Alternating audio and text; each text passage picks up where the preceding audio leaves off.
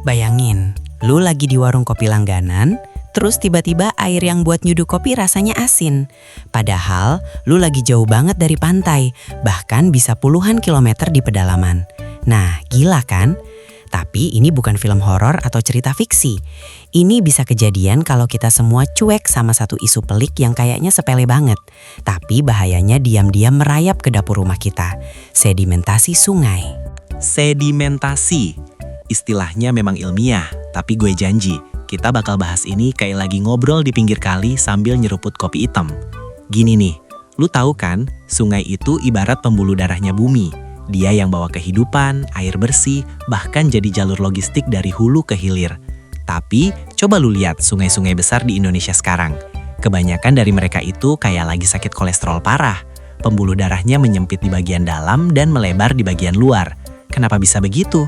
Gara-gara sedimentasi, tumpukan lumpur, pasir, dan material lain yang terus-terusan diangkut dari daratan. Ini bukan proses alam yang biasa lagi, ini udah masuk kategori penyakit akut. Dulu, sungai di Indonesia itu proses sedimentasinya lambat, seimbang sama proses alam lain. Tapi sejak hutan-hutan di hulu kita dicukur habis-habisan, sawah-sawah diubah jadi beton tanpa ada penahan erosi yang benar, ditambah lagi aktivitas pertambangan ilegal atau yang asal-asalan, ceritanya jadi beda total. Tanah yang harusnya nempel di akar pohon, sekarang jadi gampang banget longsor, hanyut, dan numpuk di dasar sungai. Ibaratnya sungai kita itu kayak ember bocor yang terus-terusan diisi sama pasir, ya pasti isinya bakal penuh dan meluap. Nah, kalau lu mikir dampak sedimentasi cuma banjir, lu cuma bener sepertiga. Dampaknya itu jauh lebih aneh, lebih nggak terduga, dan bakal bener-bener mengganggu hidup lu sehari-hari.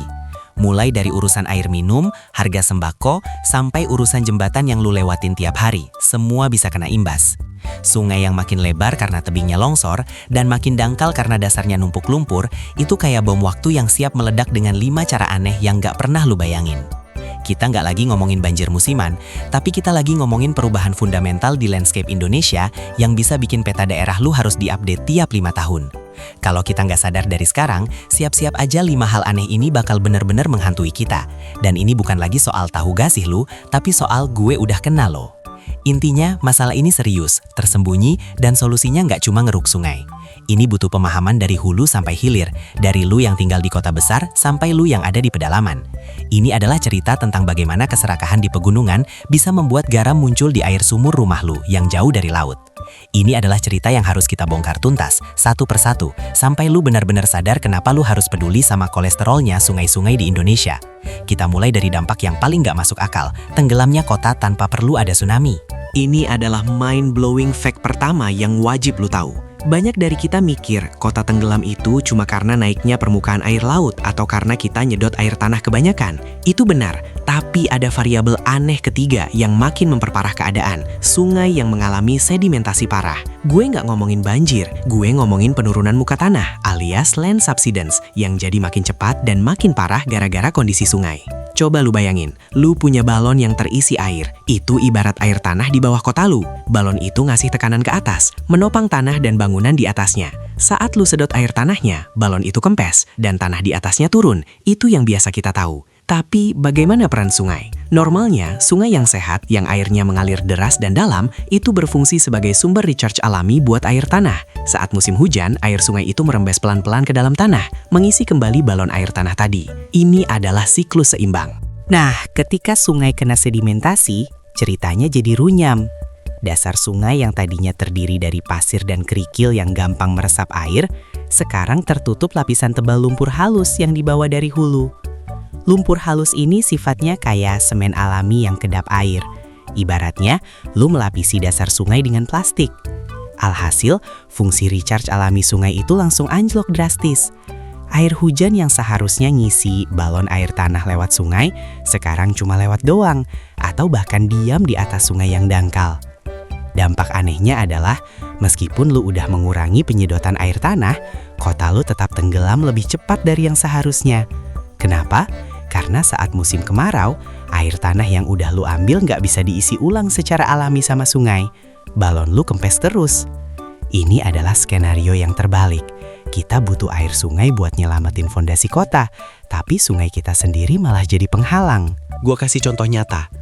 Lu lihat daerah-daerah di pesisir utara Jawa, atau kota-kota yang berdiri di atas delta sungai besar. Mereka menghadapi masalah triple threat. 1. Penyedotan air tanah. 2. Kenaikan air laut. Dan 3. Yang paling sering dilupakan, efek sedot dari sungai yang dangkal dan terabrasi. Ketika air sungai dangkal dan melebar, massa air yang harusnya dialirkan jadi tersebar dan kecepatannya menurun. Ini membuat air lebih lama tergenang, bahkan saat nggak banjir.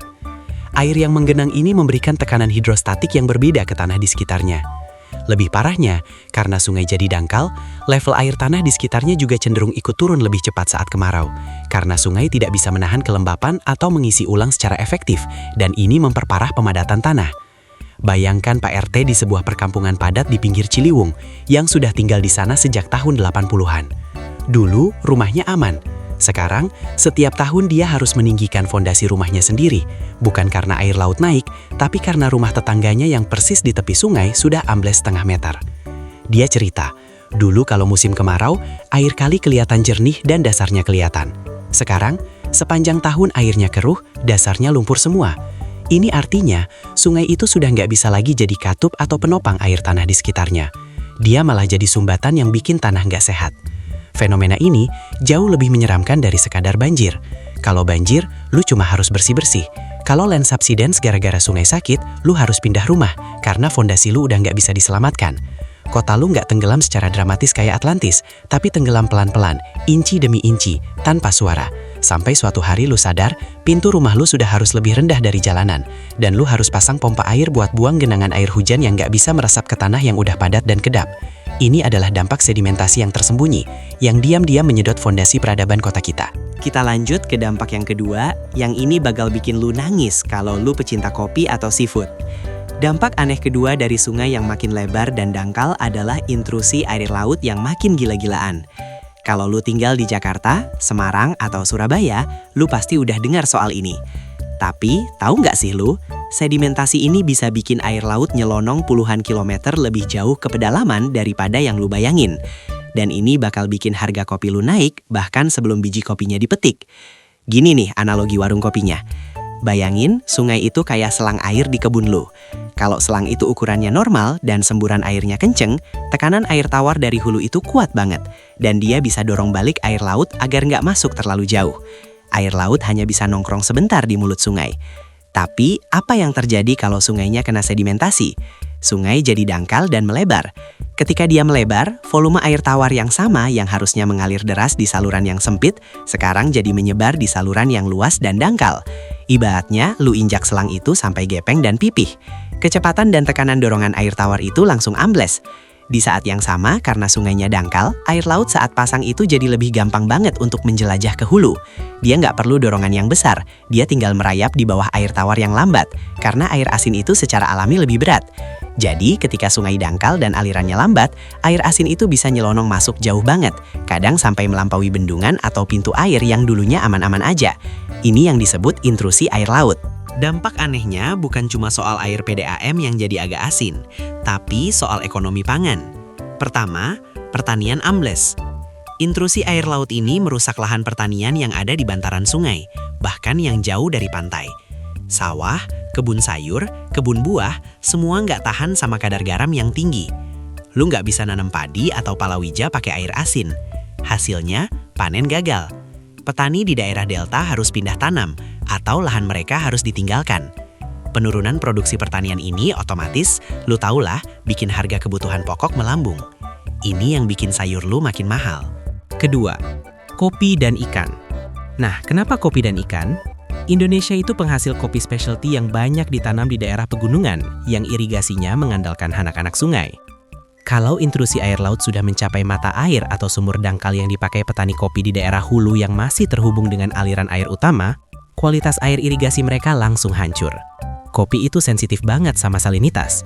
Produksi anjlok, kualitas menurun. Akhirnya, stok kopi specialty di warung kopi lu jadi langka, dan harganya bikin nangis. Sementara itu, untuk ikan.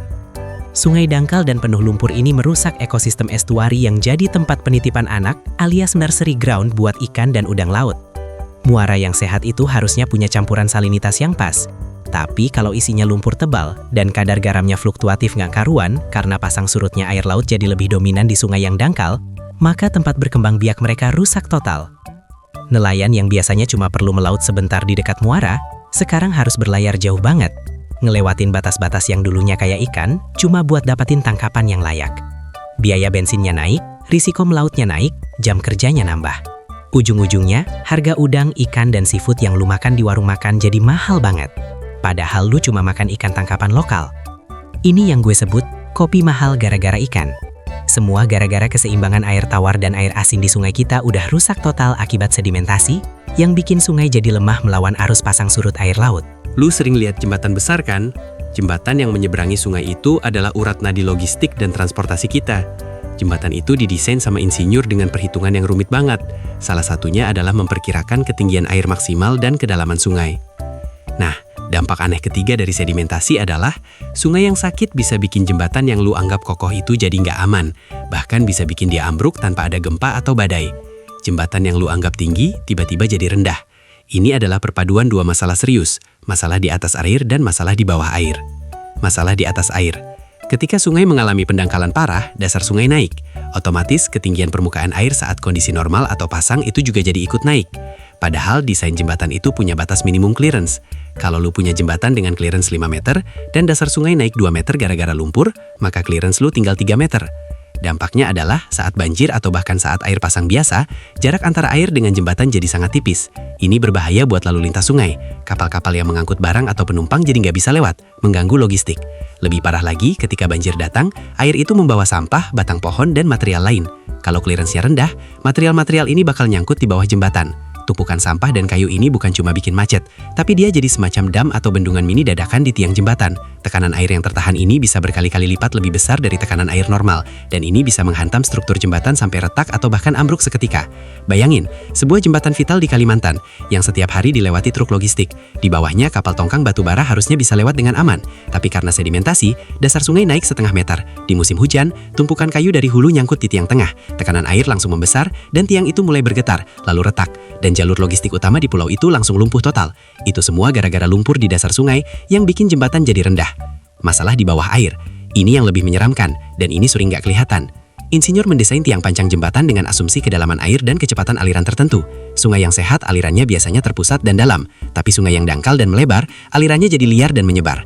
Fenomena yang terjadi adalah scouring. Di sungai yang normal, scouring terjadi secara terprediksi, tapi di sungai yang sakit, lumpur tebal di dasar sungai itu membuat pola aliran air berubah drastis, seringkali menjadi pusaran-pusaran air yang kuat di sekitar tiang jembatan. Pusaran ini, meskipun sungainya terlihat tenang, bisa menggerus material di sekitar tiang panjang, menggali lubang-lubang dalam di dasar sungai persis di sebelah fondasi jembatan.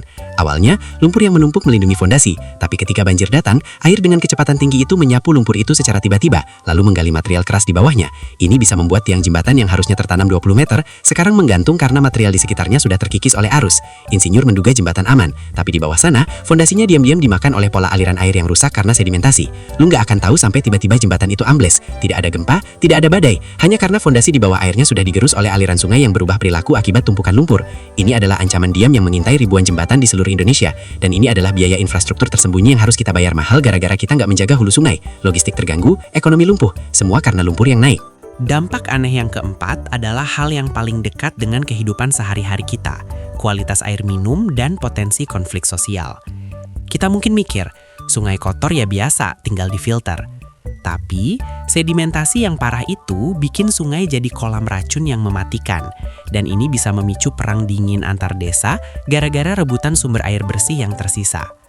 Gini loh logikanya. Fungsi utama sungai selain mengalirkan air adalah dilusi alias kemampuan untuk mengencerkan polutan. Sungai yang sehat, yang dalam, dan yang alirannya deras punya volume air yang besar. Kalau ada limbah pabrik atau kotoran rumah tangga masuk, volume air yang besar itu bisa segera mengencerkan polutan tersebut, sehingga konsentrasinya rendah dan tidak terlalu berbahaya. Nah, balik lagi ke sungai yang sakit karena sedimentasi, dangkal dan melebar, dan alirannya lambat. Ibaratnya, lu punya teh manis di gelas besar. Kalau lu kasih 1 tetes racun, racun itu encer banget. Tapi kalau lu punya teh manis di cangkir kecil dan lu kasih 1 tetes racun yang sama, konsentrasinya jadi jauh lebih tinggi. Itulah yang terjadi. Sungai yang dangkal dan lambat itu kehilangan kemampuan dilusinya. Semua polutan, mulai dari deterjen, tinja, pupuk kimia dari sawah, sampai limbah industri, semua jadi terkonsentrasi di volume air yang kecil. Konsentrasi E. coli, merkuri, dan zat kimia berbahaya lainnya bisa meroket, terutama di musim kemarau, ketika volume air benar-benar minimal. Ini bukan cuma bikin airnya bau dan keruh, ini bikin airnya jadi sangat berbahaya. Desa-desa yang mengandalkan air sungai ini untuk mandi, mencuci, atau bahkan sumber air baku PDAM langsung menghadapi krisis kesehatan. Kasus diare, tupes, dan penyakit kulit bisa melonjak drastis, apalagi di daerah padat penduduk yang sanitasi perumahannya masih buang langsung ke sungai. Sedimentasi itu kayak memperkuat racun yang sudah ada. Lumpur tebal di dasar sungai juga bisa menyimpan dan melepaskan kembali logam berat yang sudah mengendap, memperburuk kualitas air dari waktu ke waktu. Aspek konflik sosial. Ketika sungai utama sudah jadi kolam racun, semua orang di sekitar sungai itu pasti bakal lari ke satu tempat. Anak-anak sungai atau sumber mata air terdekat yang belum tercemar. Sumber air bersih yang dulunya bisa dinikmati semua orang, sekarang jadi rebutan. Bayangkan di musim kemarau panjang, desa A yang berada di hulu anak sungai mulai memproteksi total air yang mengalir ke mereka, membangun tanggul atau saluran irigasi dadakan yang mengambil air lebih banyak dari yang seharusnya. Desa B yang berada di hilirnya mulai kekurangan air bersih untuk kebutuhan minum, bahkan untuk ternak mereka. Ketegangan muncul.